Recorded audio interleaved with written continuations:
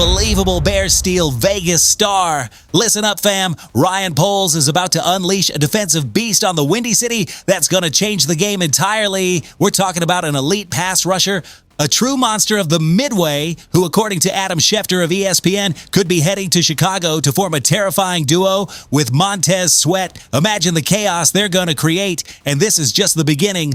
Because while the buzz of this bombshell trade electrifies the league, our own backup quarterback Tyson Bagent has a reaction to trade rumors that nobody saw coming. And to top it all off, a first-round rookie is already blowing our defensive coordinator away with his speed and ball-hawking instincts.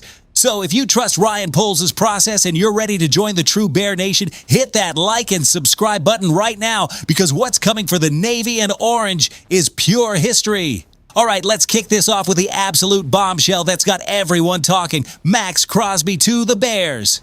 Man, I'm telling you, if this actually happens, the NFL is going to feel it. Remember earlier this offseason when the Ravens almost snagged him? They backed out because of a knee issue, which honestly is a bit concerning. But listen, the Raiders and Crosby, things are awkward, bro. Super awkward, and when things get awkward in Vegas, that usually means a trade is brewing. Now, Heavy.com's Max Dibble threw out a trade proposal that has me absolutely salivating. The Bears sending Shamar Turner, a 2027 first-round pick, and a 2028 third-rounder to the Raiders for Crosby. Let's break this down because this is where it gets spicy. Shamar Turner, our 2025 second-rounder, tore his ACL last year. That definitely dings his value a bit, but the kid has huge upside and versatility. He can play both defensive end and defensive tackle, which is massive. A 2027 first-rounder, that's a long way off, but if we're talking about a potential top-tier pick, that's serious capital. And a 2028 third, that's just gravy. Dibble argues this package essentially equates to a 2025 second-round value, a 2027 first-round value, and a 2028 third-round value. The Ravens were offering 2 firsts, so the value has definitely dipped because of that knee. But for us, this is a no-brainer. Think about it, fam. Max Crosby, even with a slightly dinged knee, is a bona fide superstar. He's a game wrecker. Imagine him lining up opposite Montez Sweat. That's a pass-rushing duo that would give offensive coordinators nightmares. We've been looking for that consistent elite edge presence, and Crosby is exactly that. He brings relentless effort, a motor that never quits, and the kind of leadership that elevates an entire defense. Our defense under Dennis Allen led the league in forced turnovers last year, but we were 23rd in points allowed. Why? Because we needed more consistent pressure. Crosby changes that equation immediately. He's a one-man wrecking crew who would free up Sweat, and vice versa. Our secondary would feast on hurried throws. This isn't just an upgrade, it's a paradigm shift for our defense. Now, I know some of you are thinking, but he's 29 in August, and the knee... Look, I could be wrong, but if the medicals check out, you pull the trigger on this, you get an elite player who immediately makes you a legitimate Super Bowl contender. Ryan Poles has been measured, sure, but this is the kind of move that screams all in. And if the Raiders are out of contention by the trade deadline, you bet your bottom dollar Poles should be on the phone. This is the kind of move that alters the NFL, and it's exactly what the Bears need to take that next step. But here's my concern, and I gotta be real with you. Bam, Ryan Poles has been incredibly smart with draft capital. He hasn't just thrown picks around willy-nilly. Giving up a 2027 first-rounder, even if it's a year out, is a hefty price.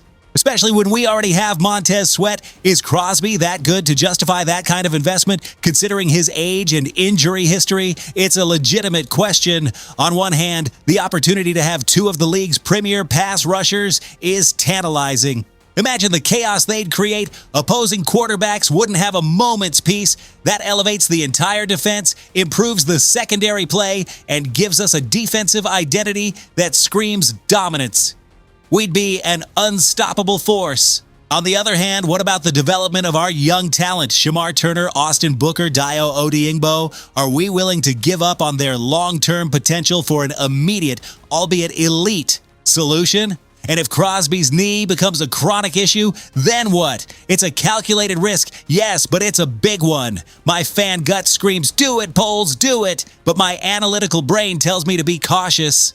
If we can get him for a slightly lower price, maybe without the first rounder or with a conditional first rounder, then yes, no hesitation. But if the price is exactly what's proposed, it's a tough call.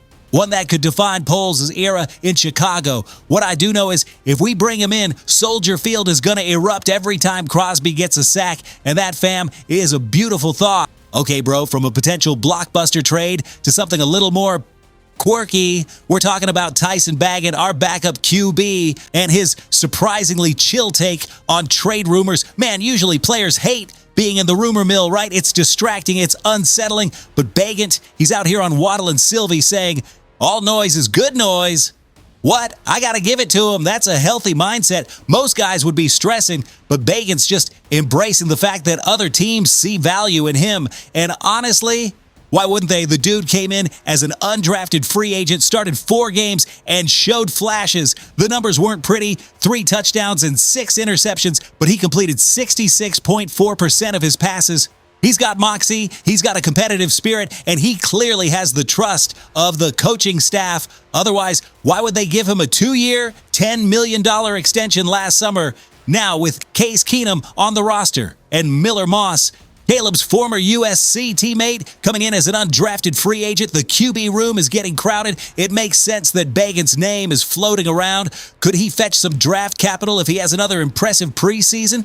Absolutely. Teams are always desperate for a competent backup, and Bagent has proven he can step in and manage a game. But here's where my analytical side kicks in. While it's cool that Bagent has this mindset, is it really the best thing for the Bears to keep 3 quarterbacks on the 53-man roster? Caleb is the starter, no question. Keenum is a proven veteran who could be a mentor and a reliable backup if Caleb goes down. And Bagent, his value is probably higher now than it's ever been, especially after his contract extension. If the Bears can get a 4th or 5th round pick for Bagent, wouldn't that be a smart move? We could use that draft capital to strengthen other positions like the offensive line or defensive depth. Miller Moss, Caleb's former teammate, is an interesting project. Press Taylor, our offensive coordinator, has already said Moss has the potential to stick around in the league. We could develop him on the practice squad and see what we have there. Don't get me wrong, I love Bagent's story. He's a hard worker,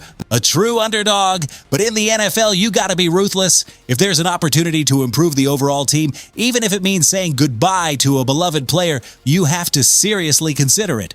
Roster depth is key, and having 3 QBs on the active roster, unless one of them is a dual threat weapon who also plays special teams, is a luxury few teams can afford. So while Bagent is happy about the noise, as an analytical fan, I'm thinking about the value, and if that value translates into a draft pick that helps us win a Super Bowl, then bro, you gotta make the move. And finally, let's talk about a rookie who's already making waves at Halas Hall, Dylan Thieneman, our first-round safety out of Oregon. Defensive coordinator Dennis Allen is absolutely gushing about this kid, and honestly, I'm hyped. Allen pointed out Thieneman's athleticism, obviously, with that 4.35 40-yard dash. But what really caught his eye was how Thieneman always found his way to the ball. That tells you he's got instincts, he's got intelligence, and he can process information quickly. Coming from Oregon's complex system under Dan Lanning, where he played various roles in the secondary, that's huge. It means he's adaptable, he's coachable, and he's ready to contribute. As a first-round pick, the expectations are high, and Thieneman knows it. He's embracing the challenge, saying everyone on the team is expected to produce. That's the kind of mentality you want from your top draft picks. And get this, he's wearing number 31. Combining his brother's numbers from Purdue, that's just a cool story, man. We needed to boost our team speed on defense, and Thieneman brings that in spades. Alongside Kobe Bryant, who we signed from Seattle, our secondary is looking faster and more aggressive. This kid is going to be a key piece in Allen's aggressive schemes, and I can't wait to see him flying around the field, making plays.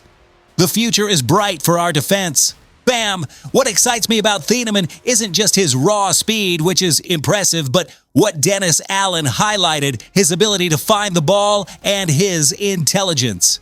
In the modern NFL, safeties have to be versatile. They have to be able to cover in the slot, come down into the box to stop the run, and play center field as a ball hawk. Thieneman, having played in Oregon's complex system, already has that foundation. He's not just a fast guy, he's a smart football player who understands the game, and the fact that Allen is so impressed this early in rookie minicamp is a huge positive sign. It means Thieneman not only has the physical talent, but also the mental capacity to absorb the playbook and execute. That's crucial for a rookie who's expected to make an immediate impact. Plus, his everyone must produce mentality is exactly what we need on this team. There's no room for complacency. Every player, from the star veteran to the first-round rookie, has to go out there and prove their worth. That's the culture Ryan Poles and Ben Johnson are building at Hollis Hall, and Thieneman fits right into it. I'm visualizing Thieneman making big plays at Soldier Field, intercepting passes, forcing fumbles, with Montez Sweat and potentially Max Crosby generating pressure, and Thieneman and Kobe Bryant patrolling the secondary. Our defense could be one of the best in the league. That's what keeps me up at night, fam. The potential of this defense. This kid is a critical piece to that puzzle. Bam, that's a wrap for today. What a whirlwind of Bears news. From the dream of Max Crosby dominating at Soldier Field to Bagan's Zen-like approach to trade rumors and Thieneman already impressing the coaching staff, it's an exciting time to be a Bears fan. Don't forget to hit that like button if you're hyped for the season, and let me know in the comments, would you pull the trigger on that Max Crosby trade, or do you think it's too risky? Give me your best arguments. Bro, and as always, bear down. We'll catch you next time.